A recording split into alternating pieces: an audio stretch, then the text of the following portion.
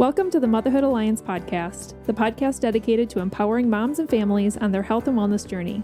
I'm Brittany Suttner. And I'm Andrea Rankus. Together, we're here to explore holistic approaches that go beyond conventional medicine. Each week, we dive into topics that matter most to you, everything from nutrition and mental health to alternative therapies and natural living. We'll bring you the expert interviews, insightful discussions, and practical tips to make motherhood a little easier and help your family thrive. Please keep in mind that this podcast is for informational and educational purposes only and is not intended to replace the advice, diagnosis, or treatment plans you have with your personal healthcare team. Please have a conversation with your trusted healthcare provider prior to making any changes or implementing any strategies or advice you learn from this podcast. Whether you're a new mom navigating the early stages of parenthood or a seasoned pro looking for new ways to support your family's well-being, you're in the right place. Here at the Motherhood Alliance podcast, we challenge the status quo, ask the tough questions, and offer a supportive community for moms who want to make an informed, holistic choice. Thank you for joining us on this journey. Let's get started. Hi, we are Britt and Andrea from motherhoodalliance.com, and we are excited to welcome you to a 4-episode series with Karen Kieffer, a licensed independent clinical social worker and certified transformational nutrition coach who specializes in trauma, PTSD, anxiety, and depression, with a current focus on those who are preparing to become first-time parents. Karen is the owner of Snowfields Coaching and the creator of Embodied Dialogics, an approach designed to help individuals and couples work through childhood trauma before a baby arrives so they're not carrying old patterns into the next generation. Her work is highly individualized and shaped by decades of experience in mental health systems, education, community development, and leadership. What makes Karen's perspective especially powerful is that it's grounded in lived experience. After navigating her own lifelong trauma and later a cancer diagnosis that prompted her to stop postponing the things that mattered most, she returned to school in her 50s to become a clinician and build the kind of support she wished had existed earlier in her life. We're really excited to share Karen's expertise and experience with you. Let's get started with today's conversation. Hey everyone, welcome back to the Motherhood Alliance podcast. We are in episode 3 with Karen Kieffer. Welcome back, Karen. Thank you.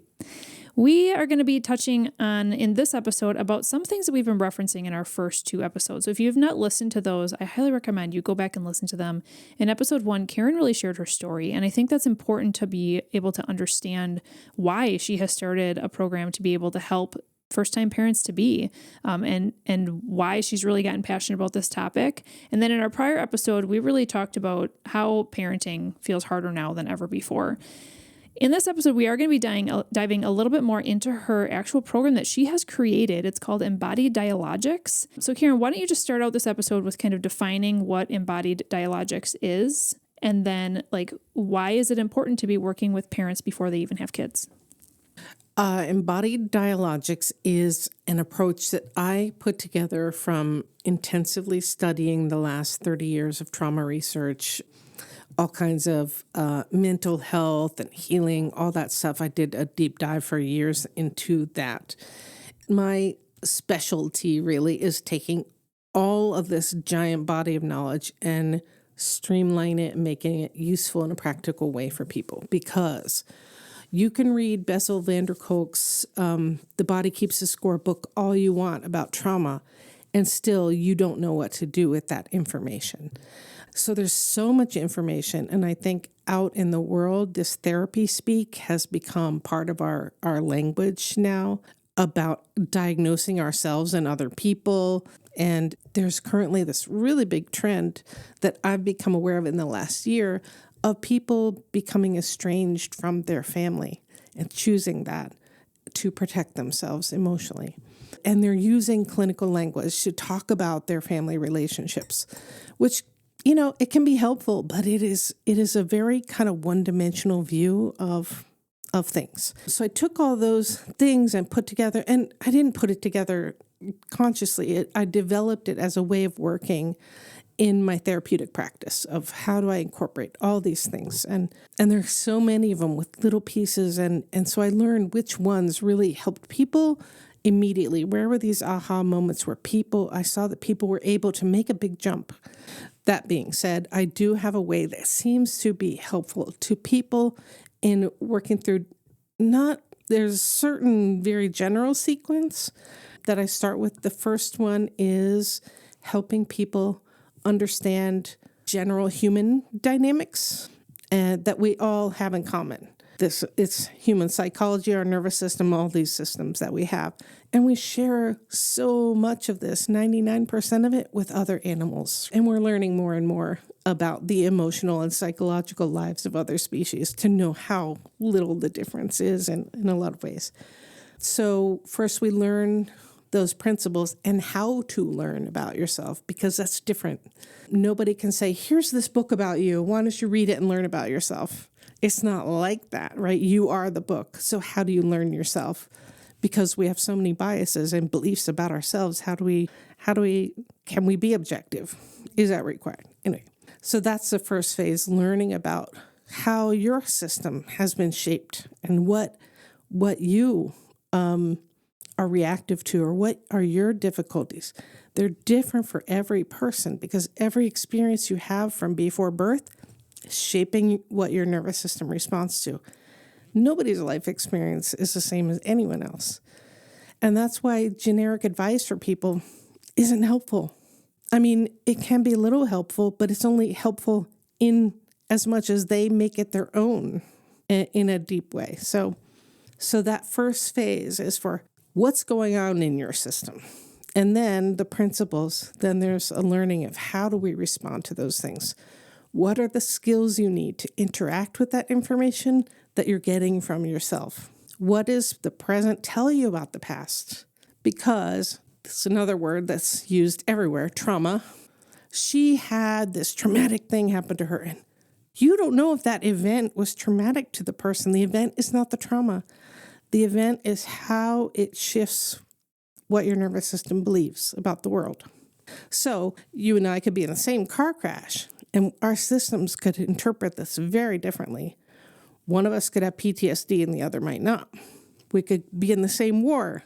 They're together on the same day. We could be in the same household as children and have a different response to whatever is going on.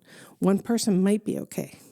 One person might look okay for a long time, but have stuff below the surface, which is most of us. But also, I don't think it's helpful to think about trauma. I think it's helpful to think about what have your experiences been that have shaped you. And you could call them positive or negative or whatever, but all the things, good and bad, have shaped you. So trauma is on a continuum. There's really severe things that really interrupt with the functioning of your life. That's PTSD. But there's a big continuum of what your system has learned because it's operating on all kinds of assumptions from your past experience and projecting them to the future, which might not be appropriate to the present. So this is what we have to distinguish. That's why unless you've done some work with yourself, you don't know what's a traumatic reaction to something and what your intuition is. You don't know the difference. So how do you find that out? You work with somebody like you who has that experience, who can look at it from a 10,000 point view, right? And I think that's important for most people is, you're right. I'm just even relating to that to myself. I'm like, there's habits that I have, there's things that I do, and why do I do it? I don't think about it. Right. It's not necessarily a bad thing, but how can I improve? Exactly. Yep. Yeah. So, and that's so critical. So understanding that, we think, I don't know, I think 5% would be big. 5% of conscious decisions we're making all day long. We have to put things on autopilot or we don't have the energy to make all those decisions consciously all the time. That's why we develop habits. That's why you learn a skill. You don't have to keep thinking of every step of it every time you get in the car to drive somewhere. In fact, I drive on the highway and I'm like, oh, right. I'm already at work. I don't even remember driving here. That has happened to me more times than I can count and it's not that you weren't present. It's that your autopilot is very skilled. And so that's great. We would love to put consciously things on autopilot and take other things out. So the 5% cognitive stuff, decisions, thought, the rest is run by our body systems in the background. So we need to know what those are and see if those are the things we want.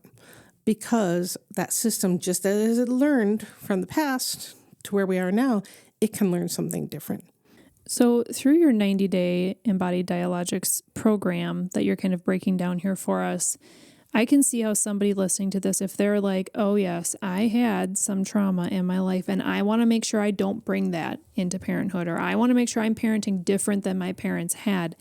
That might be someone who's like, yes, I definitely would need to see Karen and like make sure that I'm breaking this down and that I'm entering parenthood with a kind of a clean slate and some fresh skills. But what about people who would say, oh, I don't know, I had kind of an average upbringing. Yeah, there was some things I would do different than my parents, but it was okay overall. I'll be fine. I'll be fine. Yeah, I'll be fine. What are some like signs, especially if they have a toddler now, or if they are maybe an aunt or uncle to a kiddo and they can see like some triggers or something? What would be some signs or symptoms that someone has that maybe they do have some underlying things that they need to work through? So, I'm a person, I never thought about trauma. I mean, I come from a very loving, close family. And yet I had experiences in the moment changed the assumptions my nervous system made of the world. And I would say that was probably harmful. It was not anyone's intention ever. And it's not just our parents that influence our childhood development, right? It's the whole society. It's the bully at school. It's the teacher who thinks you're so wonderful. All of those things combine into shaping those things. So it's not all in parents' control. And this is why paying attention to what's going on with your kid is so important. We, unfortunately or fortunately, we cannot control all of our child's experiences. And so I grew up not thinking that anything was wrong with my childhood. And I would say nothing was wrong with it, and yet things were harmful. So you can be at a very vulnerable point in your development. We develop a sense of self, we develop certain skills. And before we do that, if something happens, like say you're 3 years old and you idolize your big sister, you're following her around doing everything she does. This isn't even a parenting thing. It's just an experience thing. And that sister says, whatever you're doing in your free spirit, your sister says it's stupid. In that moment, because your world is so small, that has such an important effect of somebody who you are so attached to. So is that a trauma? Probably whatever rude thing the kid said. The parents might have even laughed in that moment, not understanding that 3-year-old is not living from your adult view of the world, right? So things happen. Kids don't have power. They don't understand the world. And so their nervous systems jump to conclusions about who they are. And so no matter if you come from the most loving, supportive family, this is how our nervous system learns. Well, this is where you grow up and think that you're always like this, or this is just who I am. Exactly. And parenting is generational too. There were generational practices. My parents grew up in the Depression. My dad was born in 1918. And they had very different parenting practices. And those two families and my parents were very different in terms of their relational and parenting styles. But we're much more thoughtful about parenting now, and that puts more pressures on us as parents as well. That's true. Compared to previous generations, we're like so judgy about, am I doing the right thing? Our parents probably didn't struggle so much. I love that. I love your perspective because I mean, just everything you're saying there, I can relate to in my own parenting. And, you do worry. You're so right. It's like, it's great that we have all these resources and we have a little bit, I don't know, not higher standard by any means, but just like how we parent is much different than what it used to be, right? Yeah. And you're right. There's a lot of pressure on ourselves. And so much judgment of each other. Yes. Hello. Yeah. Yeah, that's hard to get away from. So I think there are subtle things that we wouldn't necessarily identify as a trauma or even something difficult that really affects and can really harm our children if we don't see how it's operating through us. And I also find it interesting because I feel like someone, even if they had a bigger trauma in their childhood, say that they get married and they're living the no kids life for a while and they feel very regulated. But then once you have a kiddo, why is it that there are things about kids or the ways that they behave that can pull out these deep things from within us? Like, what is it about the parenting piece that can really pull out these old pieces?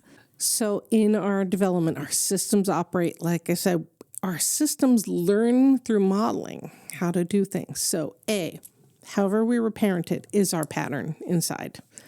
And unless we consciously change that, that's what's going to come out, along with all the other influences of your life. So that's just on autopilot there. Unless you examine it, that's going to be running.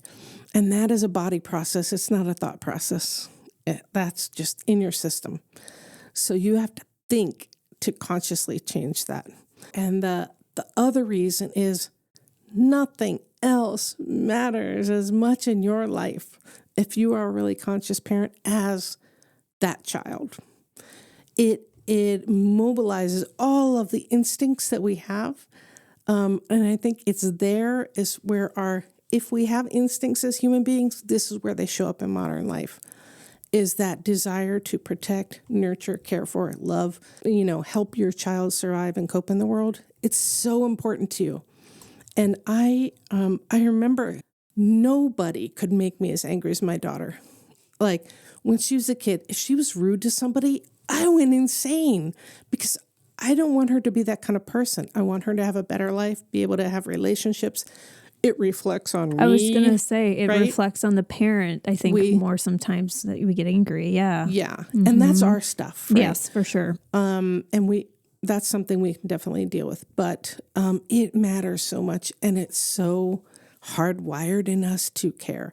And it's where all of this unconscious patterning and shaping comes out.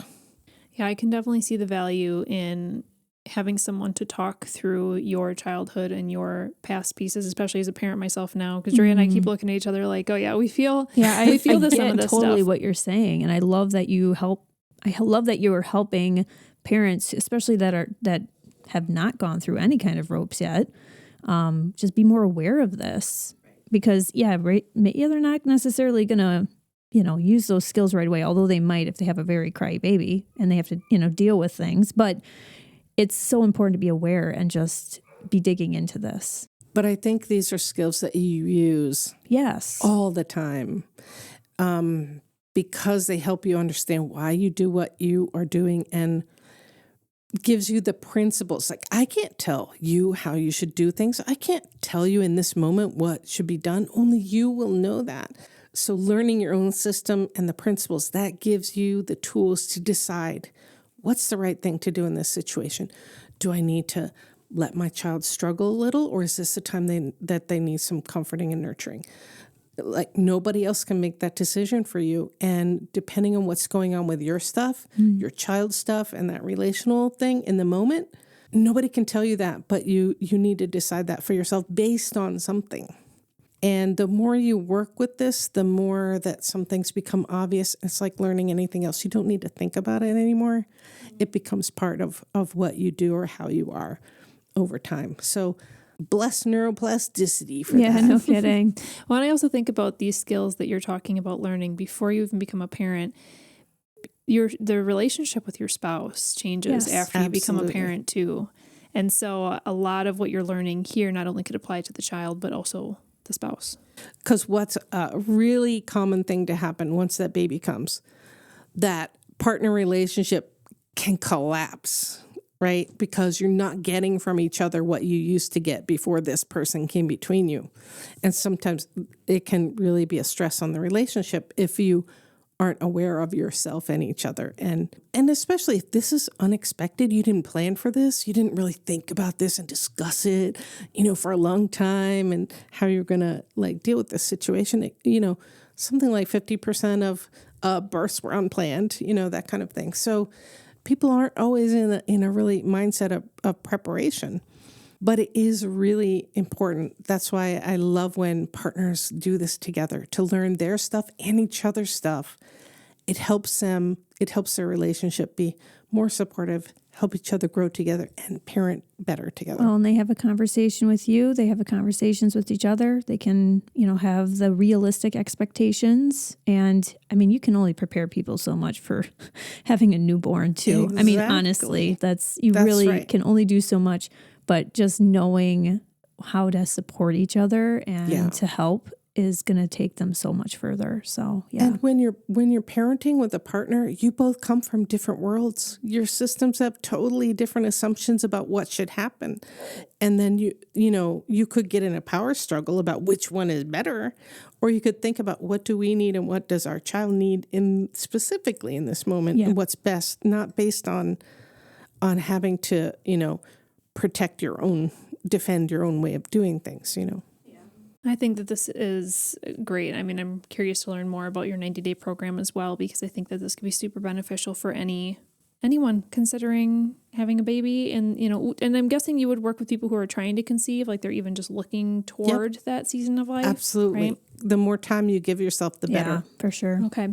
Well, I do want to share with the audience that Karen is offering 10% off a coaching package for listeners. You can use the code MAMAPAPA, all caps, 10. I'll put that in the show notes as well, so you don't get confused. But you can also head to the show notes for a link to her booking link. She also does offer a free consult. So if this is just intriguing you and you just want to have a little bit more of a conversation with her, just talk through your experience and see if what she offers is a good fit, go ahead and book a free consult with her. We do have one more episode coming up. We're going to be switching topics a bit here, and we're going to be learning a little bit about psychedelic therapies. This is something I know almost nothing about. Yeah. Obviously, I've heard of different things, but have zero experience or really knowledge on it. So I'm excited to dive into one more episode coming up next. If you enjoyed this episode, would you consider leaving a rating or review or sharing it directly with a friend who could benefit from the information? We know that you're a busy mom or caregiver, and our goal is to make your life easier by bringing tips and tricks directly from experts into your earbuds. By sharing this episode with someone you love, you can play a critical role in helping to make their life easier as well. We appreciate your time, and thank you for being a part of the Motherhood Alliance family.